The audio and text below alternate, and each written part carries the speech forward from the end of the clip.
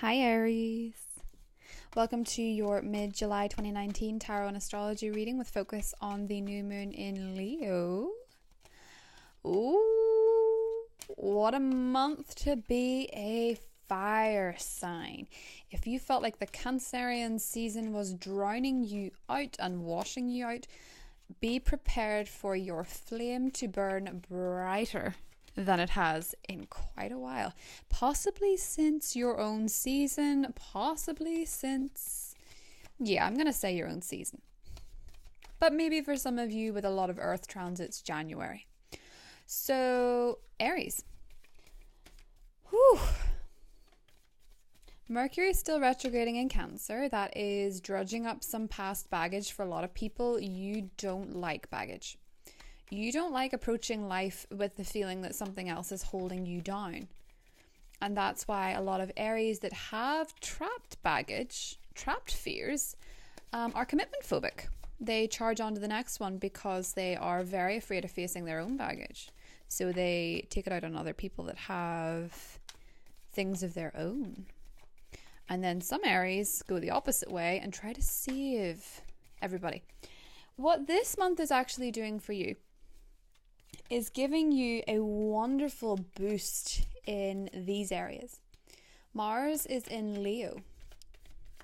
Your creative, your fun, your pleasure, your romantic sector, the sector of children, the sector of fun and frivolity. It's just what everybody loves about Leo season. The sun going in there, Mars being in there. Mercury will get back there. Venus will get back there and it will be beautiful. Jupiter is in Sagittarius in your 9th house of travel. Love could strike abroad. You could be planning a trip with a loved one around the 25th of July. And then we have a new beginning in your romantic sector on the 31st. It's looking good. It is looking so good. Chiron is, of course, retrograde in your sign, picking up that baggage that I talked about. You'll be more aware of it as it does things. It's not been getting along so well with eclipse season, with the cardinal season, because it's been too much, too many planets trying to lead. So people are kind of confused on if they are going after their head or their heart. It's hard to make that choice. This makes it so much easier. Go with the heart. Okay? This makes it so much easier. You're about to see a big payoff financially as well. 9 of Pentacles. Things are growing. Things are better than you thought they were. The things that you thought weren't growing actually are. Especially if it's romantically. Things are going to bud from everywhere. 10 of Cups. For a lot of you, you've met that person. For a lot of you, you've met somebody very special. They seem to offer everything that you want. They're pleasing to look at. They're driven. They're well off. They keep you excited. You think that they would be great long-term material. What you're hoping for is that they give a little more. Why is that now if this is a 10 of Cups situation? You have something fantastic, be it business, be it love, but you want more. High Priestess. Ooh. 5 of Wands, there's been conflict, and the 10 of Wands. It's beginning to drain you a little bit, Aries. Okay. Temperance. Perfect. Well, I get it. If you went through a month of intense arguing, intense friction, or intense mixed signals, a lot of it is down to the skies provoking people. If you're dealing with somebody, and this goes for you as well, somebody who has a lot of cardinal in their chart, whether it's Libra, whether it's Aries, whether it's Capricorn, whether it's Cancer, it's been very, very, very challenging for you guys. It's been picking at those areas. So if you are in Aries, but you have, say, an ascendant in Libra, it picks at you in different ways. It picks at you where the cardinals are at in your chart, probably. You're probably, as an Aries, dealing with a romantic interest, be it a relationship, be it a potential relationship, being an old relationship, whatever this is that you have in mind. It's one where there's been challenges, very challenging energy with the Five of Wands here. And it is that kind of challenge arising from baggage. The eclipse, as we can see with the Ten of Wands, the big full moon up at the back, the eclipse has been very heavy on a lot of people. And I don't know if you knew this, but the Capricorn full moon is also known as the buck moon. And you can see in the background here, we have two bucks, effectively. So here you are as the Emperor, and there's your Two of Cups, and there's your Temperance. If you're dealing with a water sign, a Scorpio, Cancer, Pisces, or someone who's very watery, very temperamental, very emotional, very sensitive, very psychic, if you're dealing with someone like that, there's healing there.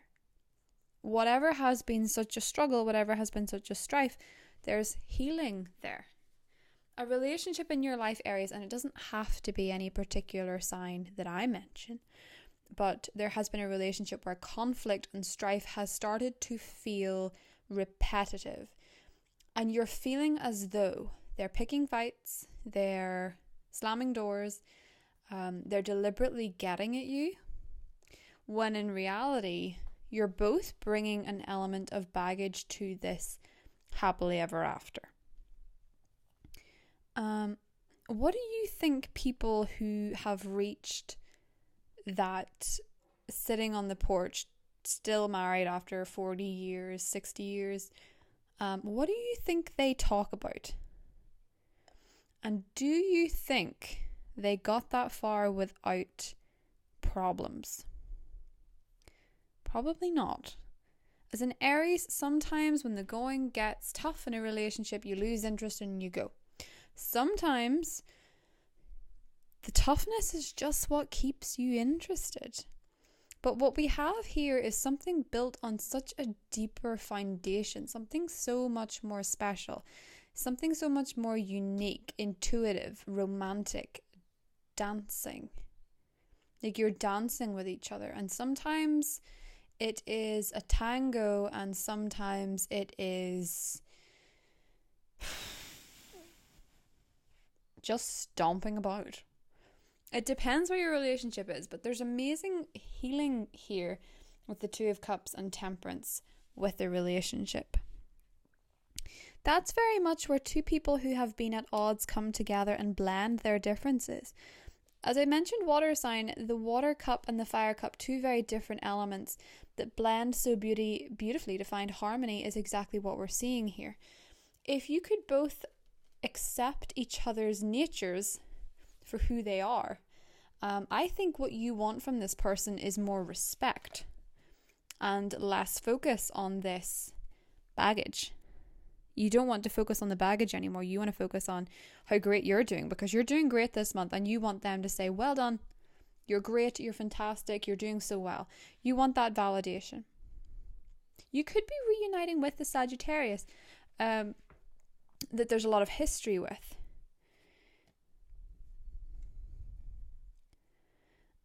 And if you don't have somebody significant, you're starting to realize that all the money in the world isn't going to make you actually that happy. You know, because you're coming into some serious gifts and financial success, and you know, it can happen at any moment. Uranus is in your financial sector, and it makes a hard aspect to the sun in your romantic sector, and that kind of shows something unexpected, possibly financially, that you didn't know you had or that you worked towards. Here we have the Wheel of Fortune, so there's that Jupiter aspect. Very exciting things could happen in money, but it is still a challenging aspect, and it makes you realize that you need more. That's kind of what you want from everything this month, Aries, is more, more, more. Fire energy can be excessive. You know, you can burn brightly, and to keep the flames going, you need more and more and more. It needs to be fanned, it needs to be fed. And that's why fire is so dangerous. It engulfs everything before it's even seen what it's doing. And this person, if you're dealing with somebody romantically, seems to be a little bit more sensitive to that, a little bit more feelings based. And that at times frustrates you because nobody can actually hurt an Aries quite like a water sign. It's just kind of the way it is. With the 10 of Cups here, it is this real potential. It's this really beautiful connective energy.